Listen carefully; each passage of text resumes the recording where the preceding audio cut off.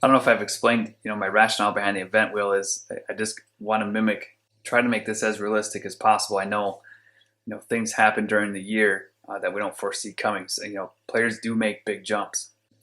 Players do go through struggles, right? So I want to try to mimic that. Sometimes your defense plays lights out against the run.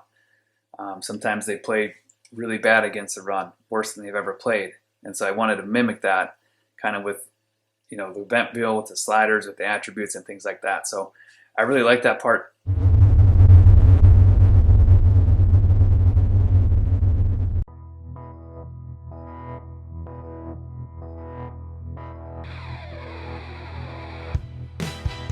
Hey everyone, happy to be back with you on Obscure Victories Gaming in our slow burn dynasty with the New Mexico Lobos. We are in week 5, going to take on the Iowa Hawkeyes. As a Gophers fan, this game is big for me. I love taking down Iowa with any team, so big week for me. Before we jump into recruiting, let's check out ESPN and the landscape of college football. Here's the top 10. The biggest shakeup I think you saw in the Game of the Week highlights last week. Army went down to Rutgers, which is a big rivalry game. They were evenly matched, I think 85 overall, even offensively and defensively. They were even across the board, but Rutgers was playing at home and kind of took it to them. So Army is out. Texas still at 1. Penn State, USC, Tennessee. Pittsburgh does not change. Oregon jumps up 1. Bama goes up 2. Clemson's up. Oklahoma's up. And then we sneak into the top 10 for the first time here, coming off a double overtime win against Coastal. It says Coastal, but it's New Mexico State. Really fun game to play. If you haven't watched that yet, I'll go back to last video and check that out. 11 through 20, Ole Miss is up. Michigan State drops down after losing to Miami. Washington's up. Miami, Georgia Tech, Notre Dame, Florida State, Ohio State, Virginia Tech, Oregon State. And then 21 to 25 here, Arizona goes up. Cal moves up. Army drops down to 23. Michigan jumps in. And then Florida goes down to 25 after losing to Tennessee. Remember, Tennessee is led by our former quarterback, Justin Bryant, who ended up transferring there. So he's doing a good job leading them. But that's the top 25. Heisman Watch, there is Justin Bryant. He took the top spot after going for 215, 3 touchdowns, and 11 carries for 44 yards. I'm not sure that's super impressive to move him all the way to the top. But there's Jeremy Clark as well. Bama. Ray Anderson had a tough game against Syracuse. They ended up winning, but he only 10 carries for 62 yards. Wonder if he got injured. And then John Richardson moves down as well. So a little bit of that SEC bias going on here. But we'll see if Ray can bounce back and get to the top spot again. Championship contenders, we're kind of same pat at A-. We did 2023. We did move to 62nd overall. I think last week we were like 59 or something. So in 4 years, we're not projected to do as well. So you gotta still hit that recruiting trail pretty hard. Toughest places to play. I'm not gonna spend a lot of time on this. You guys can kind of look through it here. We're just gonna quickly go down. I think we were 40 last time. We didn't play at home, but we're 35 now. Maybe we did move up. But then you see there's Iowa. I guess we're not going to Iowa, so that's not a big of a deal. They're coming to our stadium. But interesting that we're right by each other rank-wise here. All right, let's move on. Quick check on stats. There's Theo Cruz. He's got 1,000 yards, 10th in the nation, which is pretty good. Rushing-wise, Kroll is at 315. I think Lewis not far behind, or won't be after this week, as they kind of split starts and carries. And again, I want to get both Kroll and Lewis to 1,000 yards. I think it's going to be a tough task, but it'd be really cool to do. Receiving, there's Blount. Again, Brandon Williams was suspended for 2 games last week, so he was out last week. He'll be out this week as well. Then he'll come back. Blount kind of picked up his game. He's 38th in the nation. Tackle-wise, there's Cooper, there's Holland, that's our strong safety, and our middle linebacker, which is good to see. Sack-wise, there's Swain with 2. I think he had 2 in 1 game. We haven't had many sacks.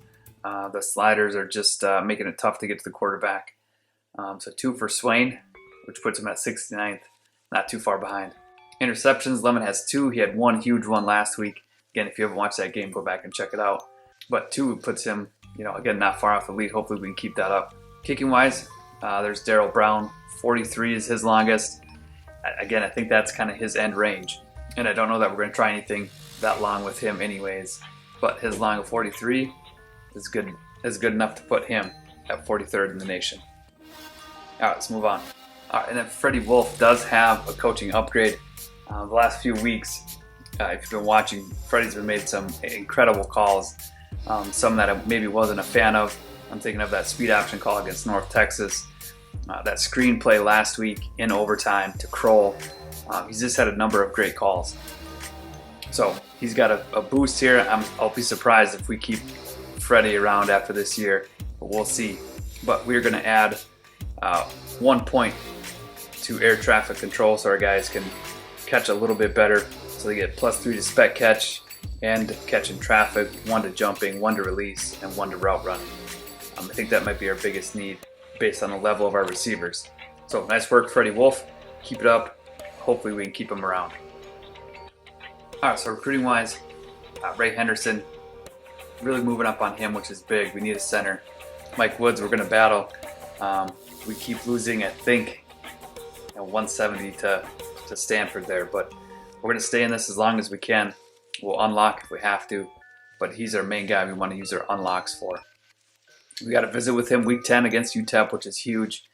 That is the first one, but if I went, I think week 12 was the other one against Utah State. It's not a rivalry game, obviously not a conference game right now. So week 10 was the best option to get the most bonuses. Adam Carpenter, we got a scholarship. We're moving up well on him. Reggie Johnson, got a visit week 10. Clayton Kroll, we're bringing in week 10. Frank Kendrick, bringing in week 10. Stevens isn't ready yet. He's looking like we're making good progress. Gerald Johnson, we're bringing in week 12. I think if, Tom Stevens will be ready next week to come in. I think I just prefer Tom Stevens to come in against UTEP and get the most bonuses. He's the top quarterback we want, so Gerald will come week 12. Corey Stevens, scheduled him for week 10. Thad McCullough's not ready yet, but he's that offensive lineman. Bruce Hodges, just not willing to pass on a 69 overall player, even though he's a strong safety, which is not a need of ours. We got 5 guys coming back, but maybe somebody we can move to outside linebacker, but we'll wait and see. Jacob Morrow making good ground, not ready to come in yet. Mark Smith, I added more points to. I think I just added 50.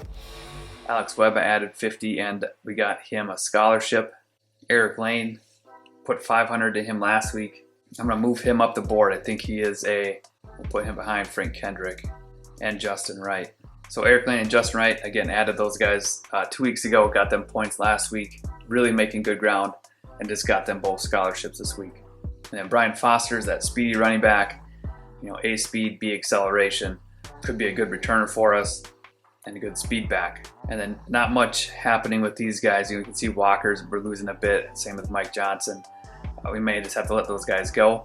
But again, sometimes if you keep them on your board and you can stay in it long enough, for some reason, week 12 comes around and it switches. It happened with Brandon Williams, I think in our second season. You can go back and see, I think in week 12 or week 11, we were down, 1,000 points. And then the next week, everything flipped and we were 2,000 points ahead or something crazy like that. So things like that happen. So we'll keep these guys on our board as long as we can. Harvey's just going to stay pat. Tyler Gillett looking good for free safety. Barber, same thing, just not willing to commit a scholarship to him. Christian Van has a scholarship. I'd like to bring in 2 quarterbacks. He looks like he has a skill set to come in and get redshirted and be a decent quarterback for us. Then the rest of these guys I added late. Martin Johnson, just making good ground on these guys. Again, no points really pouring into them. I did put 100 on Zach Harris, and I got to move him up. He's got B speed, B acceleration, something I'm looking for in linebacker play. Again, don't want to bring in an outside linebacker because then Ray Mitchell, who was that really fast outside linebacker we got last year and just redshirted, we want to force him out. So Hines, Weiss, Ganda we brought in last week, and then some halfbacks, or running backs here with more corners. Eric James, we're moving up well. Eastern Michigan has a scholarship on him, but we have the most bonuses for this guy, so hopefully we can just continue to make really good ground. Mark Clay, and then Tim Evans, I think, is a sophomore JUCO guy. So a good board. I'm really happy with the way things are moving with all of our guys. And again, Mike Woods, we're just going to battle for him and hopefully use some unlocks strategically so that when week 10 comes around, we can take a big lead. So we may, take points off of him, get locked out on purpose, week 8, unlock in for week 9, get that big jump, visit in week 10 so we're not behind by so much. So that's one strategy you can do if, to battle for guys like this. Purposely get locked out, unlock to get back in, and then get a visit right after that. Obviously you don't want to get locked out. You don't want to lose by, I think once you're up by 2,000 points, you can't unlock back in. So you got to manage that. But really good board. Nobody has signed yet, but when those first people start signing, it gets pretty exciting. And as we get later in the year, every signing is more exciting. All right, that's it for recruiting. Let's move on. All right, Iowa is coached by Jay Norvell. I think for this dynasty, I think he's in his 6th year. Offensively, they're going to run the Iowa Pro offense. A lot of fullback sets, double tight end, pound the rock at you. Defensively, they got 4-3.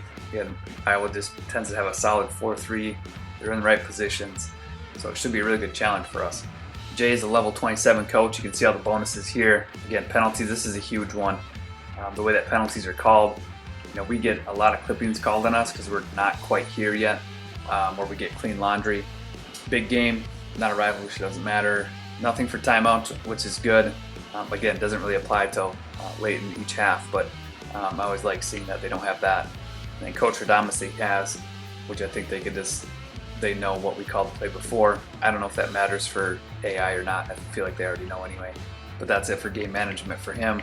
Defensively, they got Bill Clark. Looks like he was a head coach at some point. He is stacked. He gets all the bonuses for his guys. So a stingy Iowa defense gets much better. Offensively, they got Jeff Scott. A lot of good bonuses down here. Throwing, catching, running, and even blocking. So their O-line, again, tends to be one of their strengths. They make room for the running backs, and they just pound the rock at you. So looks like more of the same. All right, player-wise, we're starting with middle linebacker Lance Clark, redshirt senior, 92 overall, great speed and acceleration.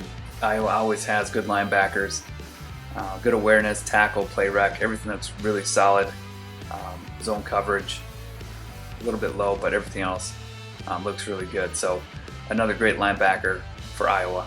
D tackle Jonathan Walton, he's a senior, 90 overall.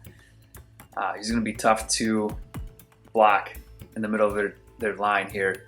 Great strength, speed, acceleration is good enough. Tackle's a little bit low, but he's got power moves, finesse moves, block shedding, some hip power there, good enough pursuit. Wouldn't you know it, another linebacker here, Drew Boone, redshirt junior, 89 overall. Not the fastest, acceleration's good awareness, but his tackling is way up there. Play rec is good, block shedding, zone coverage looks good, man coverage maybe a little bit low, but he's got hip power, strength. Looks like he may be able to rush the passer as well. So 2 really good linebackers for them, and Drew has the star by him, which means he's been making plays this year. Lastly, we have left end Robert Cruz, 88 overall, redshirt senior. Good speed, acceleration for D end, great strength, tackle, power moves decent, finesse moves up there, but block shedding again up there, pursuit's good, and then hip power's up there.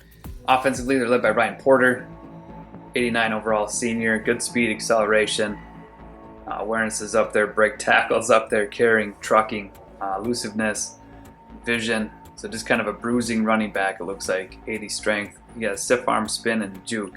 So definitely a solid running back. Also in the backfield, they got fullback James Lewis. Iowa would have one of the better fullbacks in the game. 89 overall. Good speed, acceleration for a fullback. I don't know how much he's going to carry it. But he's got good strength. Run blocking is 85. Pass blocking is good. Impact is a 92. He's got a little bit of a stiff arm. So more of a blocker, but they're going to use him enough where that's really going to make a difference.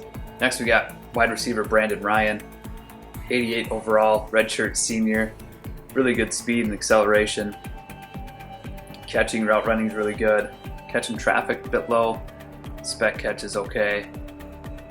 Release is good. I can break some tackles after he catches it. So solid wide receiver on the outside for them. Also on the O-line, they got left guard MJ Sullivan, true junior, 88 overall, good enough speed and acceleration for a guard, good awareness, pass block, run block, impact, strength are all really good. So definitely somebody they're going to look to run behind and can protect the quarterback.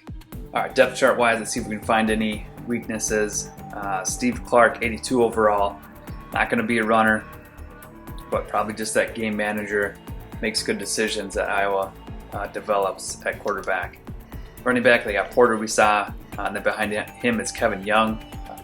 Looks good enough, fast enough. Patrick Howard behind him, really good speed. And then Burns. Fullback, we saw Lewis. Hayes coming up behind him. Wide receivers, they got Ryan. Michael Loa, 85, looks solid. Rogers, Triplett, good enough. Riley is decent, and Miles as well. So solid receiving core. Top two guys are pretty good, and it kind of drops off after that, but solid enough. Tight end, they got a freshman, Avery Dobzinski. Looks like maybe one of the top tight ends in the class last year. 82 speed. Okay, so they got two good freshmen. One really good and one good freshman at tight end. Left tackle goes 81. Left guard 88 we saw. Center 84. Right guard 81. Right tackle is only 76. Okay, so maybe the weakest spots are right tackle. Left end we saw at 88. Right end goes 85. Again, good speed and acceleration for these guys. We saw Walton. Barber's not far behind here at 88, and it kind of drops. But again, those guys are solid there. Linebackers, we saw Boone. Clark is there. Curtis not far behind him. A little bit slower in the middle, but again, acceleration's 99. So he can get to the ball quick. Dunn's well behind them. So two solid middle linebackers. And then right outside is 85. Again, really good speed. Yeah, their fastest linebacker.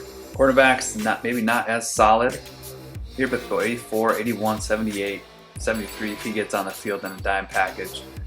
But these, 95 speed for these guys. I'm guessing Evans, not as fast, but maybe better at coverage. So looks solid enough. Free safety goes 88. Strong safety goes 89. So just a solid team for Iowa here. Kicker's 93, punter 79. They got a good one last year.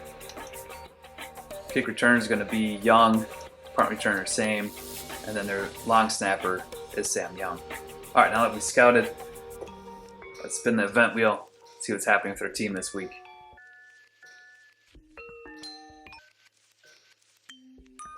All right, first spin is player of the game.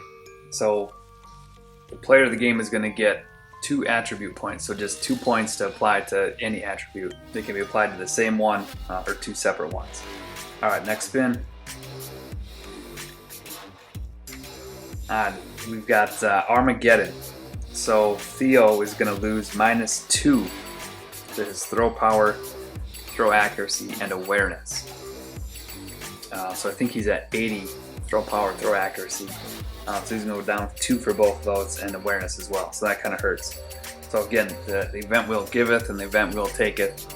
I don't know if I've explained, my rationale behind the event wheel is I just want to try to make this as realistic as possible. I know, things happen during the year that we don't foresee coming. So, players do make big jumps. Players do go through struggles. Right, so I want to try to mimic that. Sometimes your defense plays lights out against the run. Sometimes they play really bad against the run, worse than they've ever played.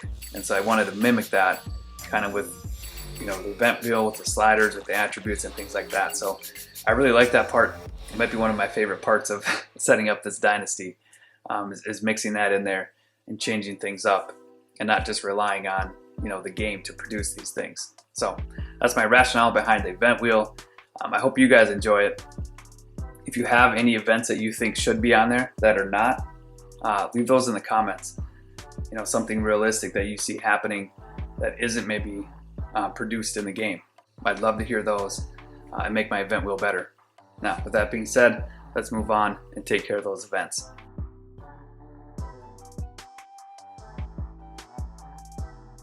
All right, so Theo Cruz has been adjusted -2. But as I was thinking about that, the new college football game has this wear and tear system. And so, this result of Theo Cruz, losing 2 to his awareness, his throw power and accuracy, I mentioned it in the previous game, right? He took some big hits, and that's kind of what the wear and tear system does, right? It decreases their attributes based on where they get hit. So you could say I invented the wear and tear system. No, but it does kind of mimic that, which is cool to see that I'm trying to mimic these ups and downs that players go through. And the college football did the same thing. All right, let's move on. All right, game plan strategy wise, against Iowa, I think we're gonna have to try to control the clock. They're gonna be a ground and pound team. If we can get them to pass, if we can take the lead, that would be great. But I'm guessing it's gonna be a dogfight. It's gonna be a ground and pound. We're gonna have to control the clock as well. I know they're gonna try to eat up the clock. But our run game has been solid. Last game it did struggle again with the new sliders, but the plan will be again to be a heavier run team, maybe 60% and 40% pass. We'll see if Freddie Wolfe agrees with me. And I think the only advantage we have is their right tackle was a 76 freshman. So our left end Brandon Stone is 81 overall. I'm thinking if we blitz and we blitz their right side, I think their other linemen are good enough to maybe switch and pick up. But if we can get Brandon Stone one-on-one, even John Muse, who's been doing well, he's at 76 on the left side there. But I don't know how often, I'll think of that as I'm calling a blitz. It may just work out, if we call mob zero cop, it might just work out, that Stone gets that one-on-one matchup. So not something I'm going to think too much about, but there may be moments where it jumps into my head and it applies to what we want to do. All right, everything is wrapped up for this week. We are prepped and ready to go to take on Iowa. Again, Iowa is always a big game for me. I love beating them with any team I can. They're Minnesota's big rival. I'm a big Gophers fan, big PJ Fleck fan, and I think Iowa has been a great rival for us. I don't think of rivalries as like, oh, I hate this team. Wisconsin, Iowa, Michigan, Penn State. I don't think of like, oh, I hate those teams. I think of it as it's so great to have another team that pushes you to be your best. Right? So I look at Iowa and everything they've accomplished. They've been consistently ranked in the top, 25, top 15. That's where I'd like Minnesota to get to. Right? So it's great that we have Iowa there pushing us. Wisconsin's the same thing. They're both pushing us. How does Minnesota get there? Right? So I don't necessarily hate those teams. It's annoying that they always beat us, although we did beat Iowa last year. Row the boat, Sky-U-Ma, go Gophers. But it's just fun to have a good rival who pushes you to become better. And that's what I think Iowa and Wisconsin do for us at Minnesota. So off my soapbox on that, on rivalries. I do love rivalries and what they bring out.